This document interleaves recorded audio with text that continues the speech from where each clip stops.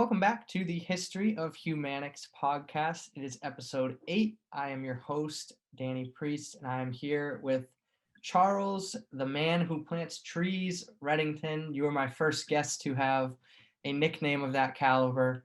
Pretty cool if you ask me. And for people who might not know, you're retired from Springfield College, so you're joining me remotely from your location, but I'm excited to have you on. And how's things going for you? Going very well. I'm down in Florida. How do you like that? Oh yeah, little better weather situation down there than it's been up here. Well, I get the reports, though. I have a son living on the Cape and a daughter out on the vineyard, and they tell me that I'm probably better off down here right now. I'm jealous of the Cape. They got all the golf courses open over there. None of them are open here yet. Actually, my one of my granddaughters is going to be interning at the Papaneset golf course. Oh really? Yeah, yeah. She's doing her internship. She's a college student. Yeah. Sweet. All right. So yeah, the first thing I wanted to talk to you about was just your career at Springfield College, because I'm sure like a lot of the current students may not know you're retired. So I just want to talk about, kind of your role with the college, how long you were there, any memories Yeah. that stick out, kind of take that however you want to go with it. Okay. Well, I believe it or not, I came in 1969, and now that's AD, not BC. A long time ago. And in fact, at that time, the college was expanding and hired 22 professors in 1969. Only about 3 or 4 of us, though, lasted the 44 years that I was there. But it was a wonderful experience. I personally was in the biology department and taught general biology, majors biology, plant biology, physiology, flora, economic botany. I took students on trips to Africa in the 80s, and I, with the college, helped set up a YMCA down in the Amazon. So and while I was there, I was fortunate enough to be head of each and every one of the major committees on the campus. I helped found the week. In fact, I did. I established the weekend college at the campus many, many years ago. And as I say, I've done a lot of grants with some of my colleagues.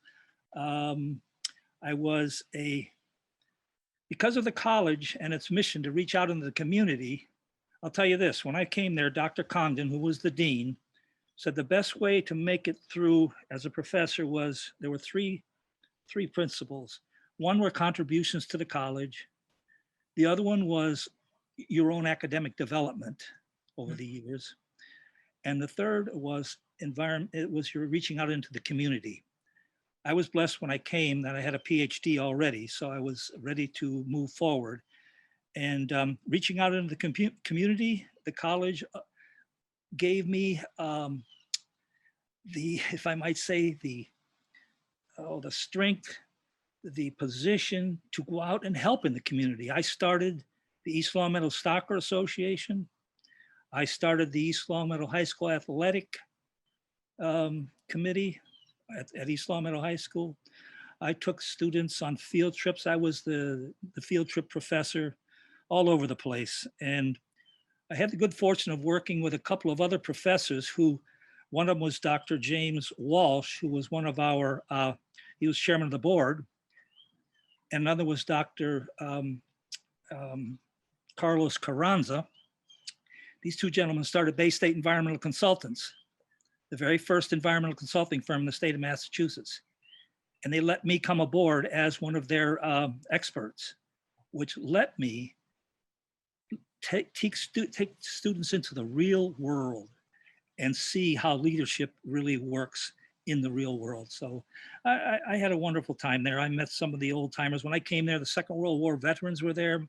My father had fought in that war. I came in 69 and 70 when the students were riotous and took over some of the buildings on campus. I remember that very well. But Springfield College seemed to be a place where we eventually settled things down and the practice what we thought was spirit, mind, and body, and helping others, even within the campus community. Yeah. So it's been a wonderful 44 years. if you look about the campus, you'll see labels on the trees and that identifies them. And that's one of the things we're going to get into with your host there. Mhm. But what else? What else can I tell you? It was. I was just gonna say, you give me. Well, I'll tell you another thing. When I came there, for example, the campus, we played handball underground. The handball court was underground. And that was 1969. We had a field house that had a wooden court, basketball court that they would fold up and put aside when they wanted to do track meets. That's what it was an old World War II building that was donated to the college. Yeah. A lot has changed. You have a beautiful campus now, but back in those days, wow, it was something else. Yeah, I can tell you handball is no longer underground on campus. I can tell you that. I know it isn't. I was there when they lifted us up out from underneath the ground. But yeah, I was blessed in that Springfield College was the YMCA International YMCA College many years ago. So Springfield College was known throughout the world for its YMCA connections, and that's what helped me to help establish a YMCA in Santarém in northern Brazil along the Amazon River. Yeah, that was actually the thing I wanted to ask you about next. What's kind of your connection with the YMCA and how did it play a role in your life? I know you had a little bit of that in your background. Sure. I was YMCA brat as a kid. I lived on 6th Street in Elyria, Ohio, and the YMCA was down on 1st Street. So Saturday mornings, we went down there and spent the whole day there. We would play, basketball, swim, learn arts and crafts. And one of my great memories was at lunchtime for 5 cents, if you can believe this, we'd go upstairs to the to the meeting room, and we'd be served a baked bean lunch with a slice of brown bread, a little packet of milk, and a little Dixie cup for 5 cents. To this day, I love baked beans. And so, and then, interesting enough, one of my brother's friends' father went to Springfield College way back. His name was Davies. He became a chiropractor. And then we're talking Ohio. This is back in Ohio. And so I knew a little bit about Springfield College, but off I went to another college, University of Pittsburgh, and I went to Rutgers to get my doctorate, etc. But when it came to looking for a job, I wanted to come into New England, and Springfield College came into my mind. I actually had 3 or 4 job offers, but because I like athletics, I decided I'd try Springfield College, and I was blessed to do that. It was wonderful. It's a cool mix with the athletics, the Y, and just kind of your role in general. It feels like that kind of all just fell into place. Yep, I helped start a Boy Scout troop too, and one of the great things was that we, with some of my young fathers, we worked with Springfield College. I was probably the first professor, I'm going to have to say that because I don't think anyone else did, who actually allowed said to the college, hey, can I bring the Boy Scouts over to swim in the pool? And they said, sure. So that was a big deal to bring the Boy Scouts over to our natatorium and swim in the pool with our Olympic coach there, Red Sylvia. Or can I take them camping out on East Campus? Why not? Can I take them up to the Pueblo? And there used to be a shooting range in there. We used to have target practice with the scouts in those days. We were able to shoot 22 rifles in the big room at the Pueblo. Yeah. We used to camp out there in the wintertime and go ice fishing. And we'd also camp out in the spring. It was just a wonderful connection that I had, that I could go between the community and the college and bring the community into the college. It was just a wonderful experience. Yeah, definitely. Sounds fun. So miss a lot of that stuff. We haven't been able to do so much with COVID, but hopefully we're coming back to that. Yes. So Yes. And yeah, so throughout doing this whole podcast, I've watched an incredible amount of Humanics lectures and done all sorts of research and everything else. Oh, wonderful. The professors and the whole thing you did with the trees and the Humanics and all that work was really interesting to me. I thought it was a really cool idea that you came up with. So for the people listening who might not know what your actual Humanics work was when you served as distinguished professor, could you kind of talk about what you did and where the whole concept came from and how you just kind of went about it. Because it when I was watching the lecture and reading about it, it was just like the concept of the idea is really what jumped out to me. It was super unique. I thought that was the coolest part. Thank you. Well, I think I kind of anticipated that because we had talked before. So I thought about it for a few minutes, and I thought, you know what, I want to start off with probably one of the greatest statements that I've ever read, which teaches us, or at least gives us an idea on how we can live with others in harmony. And that's from the great Albert Schweitzer. I don't know if you know that name, Albert Schweitzer. He was a German philosopher, medical doctor, a musician, organist, who lived in Alsace-Lorraine. And in the early 1900s, he, as a missionary doctor, went down into Gabon, which is on the west coast of Africa. I spent time on the East Coast, but he went to Gabon and set up a medical missionary. And so I read a lot of reading on him. And one of the things he said was, and I'm going to sort of quote him in a way, if I can remember exactly, he says something to the effect is, I don't know what your destiny is going to be, but one thing I really do know is that those among you who seek and find a way to serve others will be truly happy. That's kind of his statement. And I thought to myself, wow, that's exactly what Springfield College is all about. Okay. So I got to thinking, I wonder, did he hear about Springfield College one time long ago and hear about this, because he's talking about, helping others or what? And I looked at the dates and I don't think that's the case, but and Springfield College was founded in 1885 and he was born in, I think, 1875. So he was been too young to do that. But I got to thinking after I read that was where in the world has Springfield College taken root? Mm-hmm. Where's it taken root? And immediately I thought of a tree. And I said to myself, as a biologist, a tree has roots, a stem or a stem or trunk, and it has leaves and flowers. And I thought, I don't know how, it just came to me. I decided to make spirit the root system, and I'll explain why. The trunk, the body, or the body, and the leaves and the flowers were going to be the mind.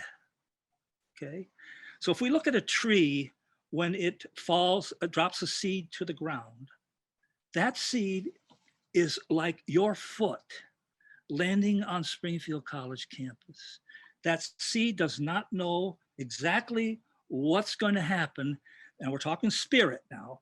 Now, spirit has many definitions, but spirit, one of the definitions of spirit is the qualities, if you will, regarded as forming, if you will, the definitive and typical elements in the character of a person. So I'm using that as the definition of spirit. I'm not talking religion right now. I'm talking about other definitions of spirit. That if you have spirit, you have certain qualities about you, if you will, that are definitive, typical characteristics of you as a person, mental, moral, and those kinds of things, qualities of you. And I thought, well, the seed has, if you will, a quality about itself to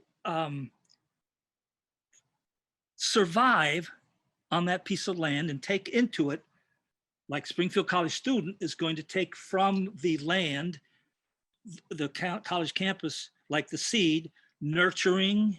It's going to be taking education. The tree root is going to nourish itself with nitrogen and phosphorus and potassium and water and gets, take in these things. Whereas the student is a seedling in a youthful situation. This is your youth and you're now on campus. You've landed your feet on the campus and you're going to take from that soil of Springfield College certain things that are going to be spiritual to you.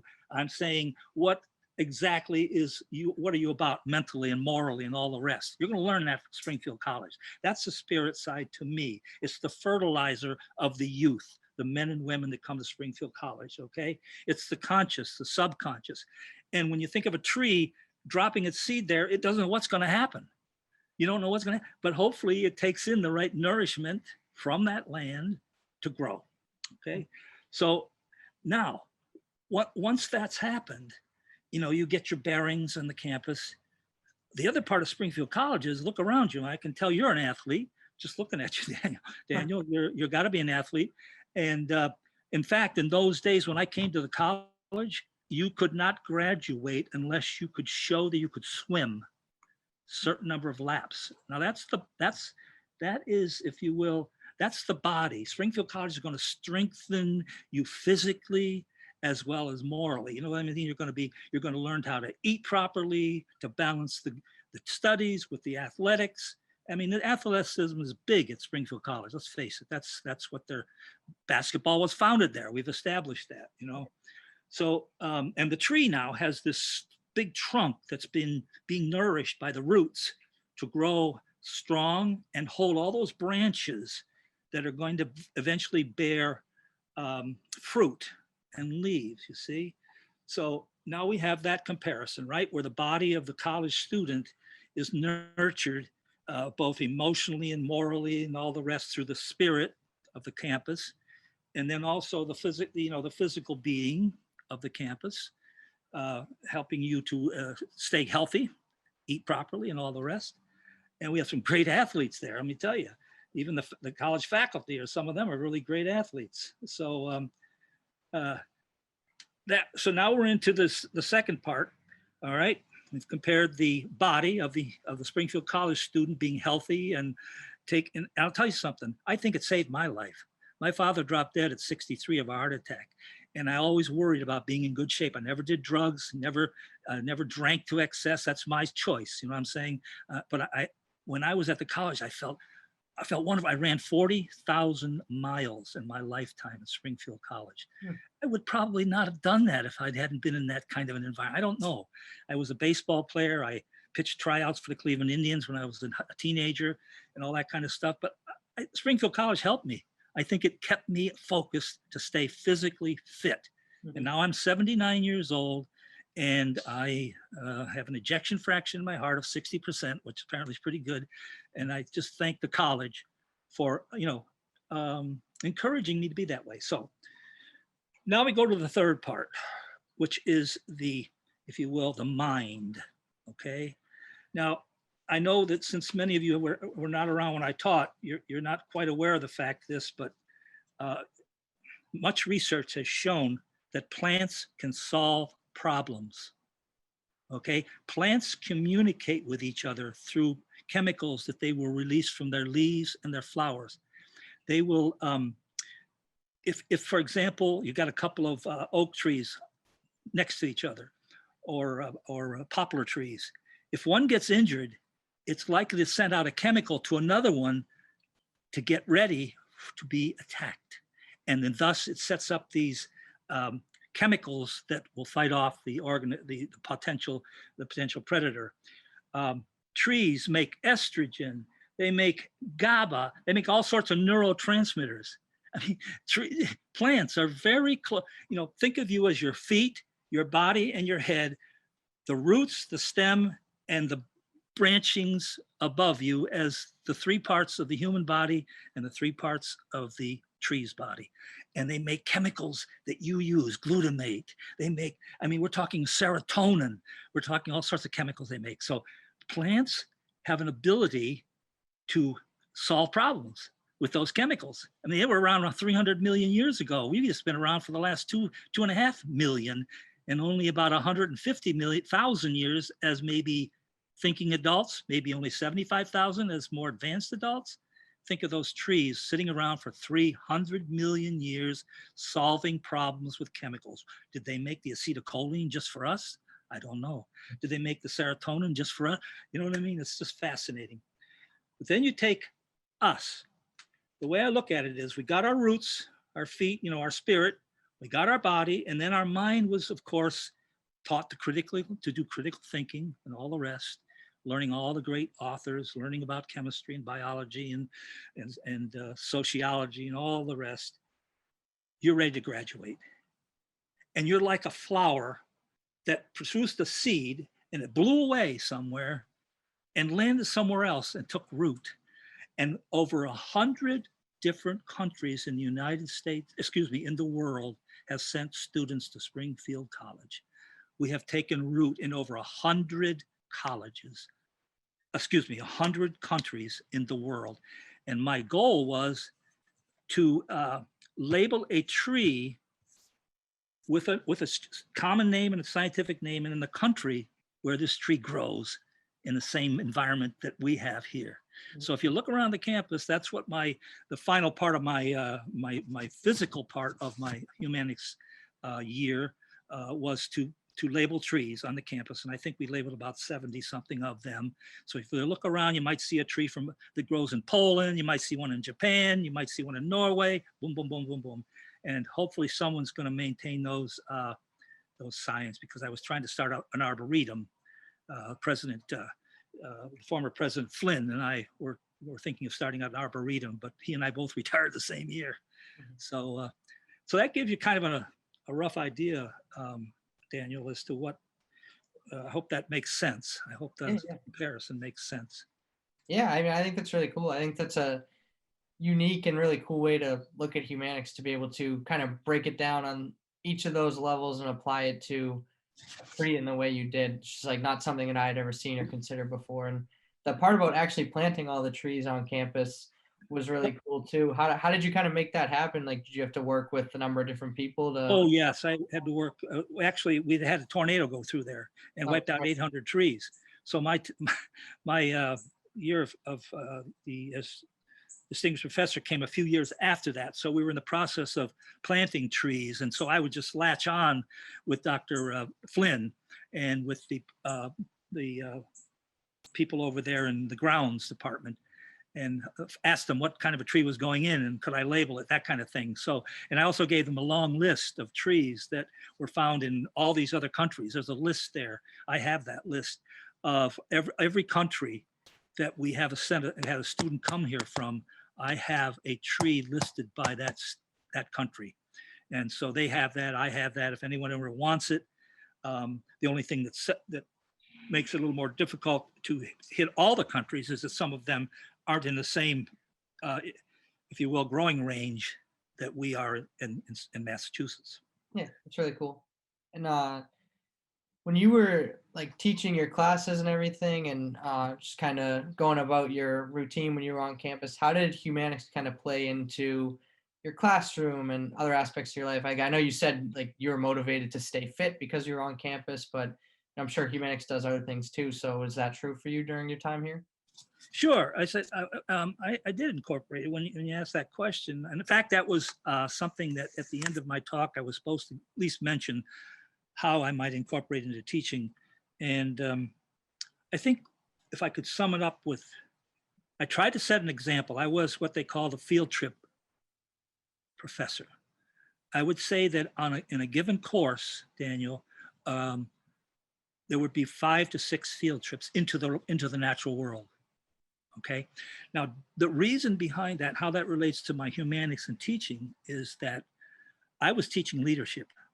I would take my students, let's say, to an environmental consulting firm where we would go out in the field with them on a job so they could see how the biology in the classroom relates to the real world. And what would they be? They'd be led by one of my former students who was working at that company, who had, you know what I mean, taken a leadership position at that particular company by being hired by them, learning from the classroom. So I think that field tripping was spirit, because the students who went on them put their feet into the swamps with me, literally. They didn't know what the heck was going to happen, all right? And they had to keep that body above water. You can ask students. I used to take them up to their necks sometimes in a marsh. Mm-hmm. And then the third part would be the mind of what they were learning. So all three of the spirit, mind, and body would be incorporated into a field trip. Okay, the students come in the unknown, like, like the spirit. The body was taken care of because I had them life jackets on them, and they knew what they were getting into, and I had a rope going across the wetlands so they could hold on to that, and they'd stand upright, but they were learning. So the third part was the mind. They were learning something never learned before. So I think those were tools that I always worked with that helped me to, foster the humanics philosophy. And the fact that I'd come back to class and they would have heard that I was elected president of the All College Representative Assembly, or that I was, now chairman of the Faculty Personnel Committee, whatever the case may be, or that Springfield College allowed me to, it was put in the newspaper that, Springfield College's professor has set up a Hall of Fame over there in East Longmeadow. You know what I mean? So, but on a day-to-day basis, I would have to say that I was always using spirit, mind, and body, because I was a very enthusiastic professor too. I was full of energy. Okay, and I wanted to interact with the students, and they'd say, "Doc, no, I do not want to go in that swamp with you. Please, I don't want to do this. I can't do this." Well, then what would happen is, Daniel, one or two of the students would start out as leaders. They'd be the first ones down in the flats of Long Meadow. There's a big marsh area. I had that rope all the way across it, that one or two students would start out. And then one would come along and slip, and another one would come along and help that student up and go forward. So Springfield College kids are good students. They're good people. Yeah. And these field trips, you were doing local ones as well as like abroad ones? Because I know you said you went abroad. Sure. Most of my field trips were up to Smith College to the greenhouses, or Mount Holyoke College to the greenhouses, to the fields and the flats in Long Meadow, you name it. I mean, I had 25 different places that take trips up into UMass, all over the place. If we were looking for certifying wetlands or something, or looking for a rare species. But also I led a group of students in 1985, the 100th anniversary of Springfield College, to Kenya, Tanzania, and Rwanda. We climbed Kilimanjaro. We ran with the Baran tribes, the Maasai. It was all a cultural experience, living in the bush, climbing up Mount Kilimanjaro, going deep sea diving, the Indian Ocean over there, a hell of an experience. And then I helped set up, as I say, I didn't take any students to the Amazon, but I went down there 6 or 7 times to set up a YMCA there with an environmental education center.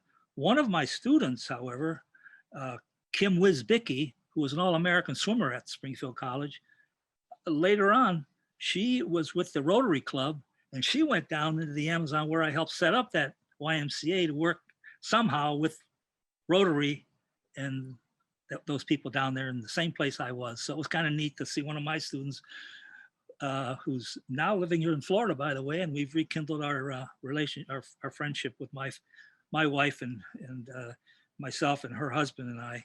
So we have a little Springfield College contingency down here. Small world. Yeah.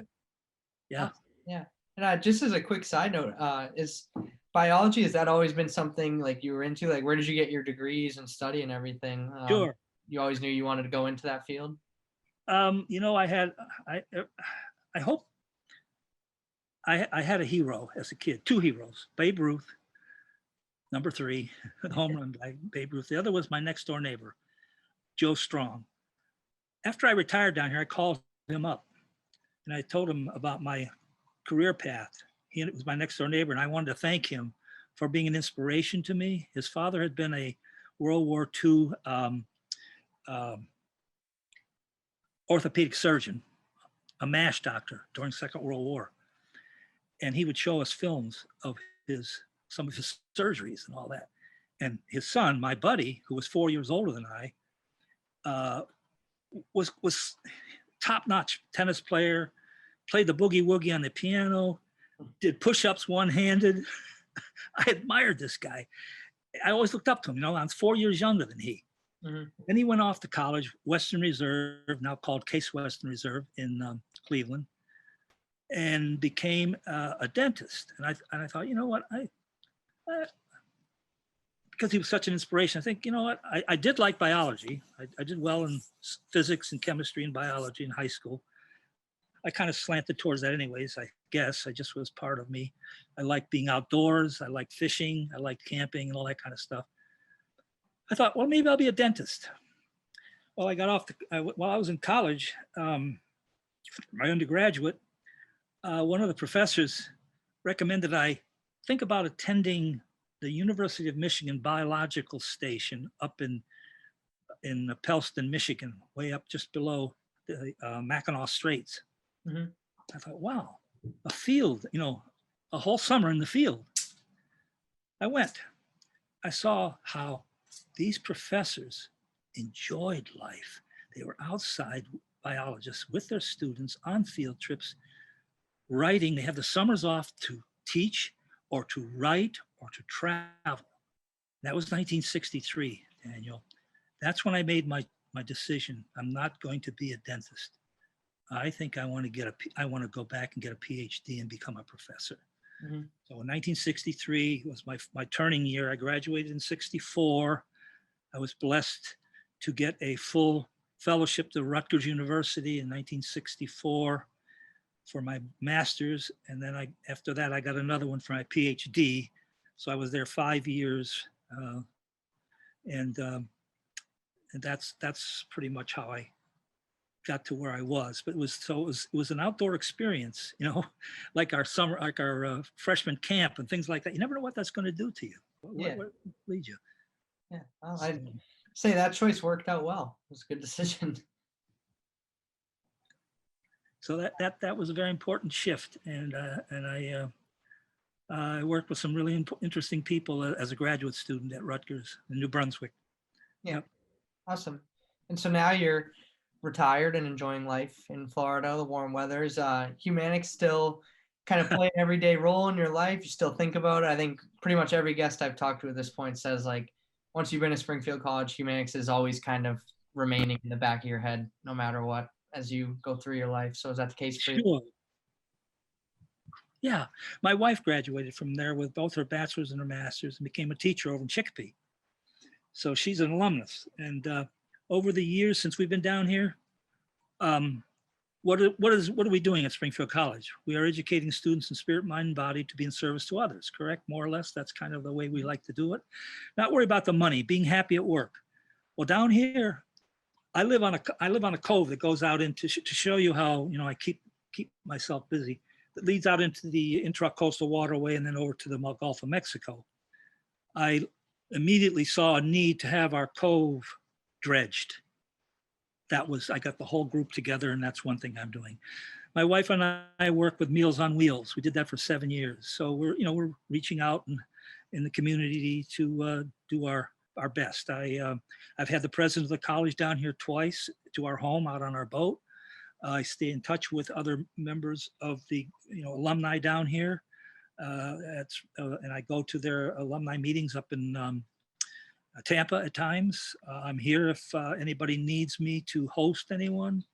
So I say I'm still here in spirit, mind, and body somehow. Yeah, awesome. That's cool.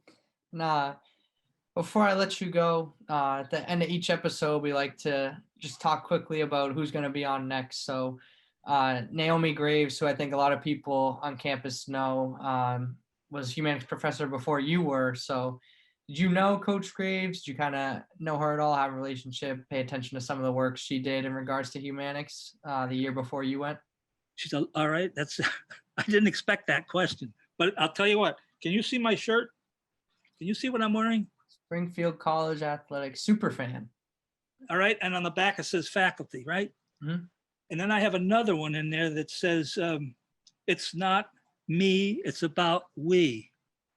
A yellow shirt. These shirts came from Naomi. She's the one that put these out. She was the year before me, and I was so taken with her. She's a lovely lady, a great coach, and was very kind to me because she gave her talk. But then I was introduced as the next one, and she was very, very happy for me to get it and to be named that. So yeah, she's a wonderful person, and as I say, I've got 2 shirts that are her fault. Coincidence there. One of her themes was, "It's not about me, it's about we." I think that was what her thing was, if I'm not Yeah, mistaken. Is yeah. that right? Did I remember that? That sounds right. I'll ask her about it when I have her on. Bring it up to her, see what she says. Oh, yeah, yeah.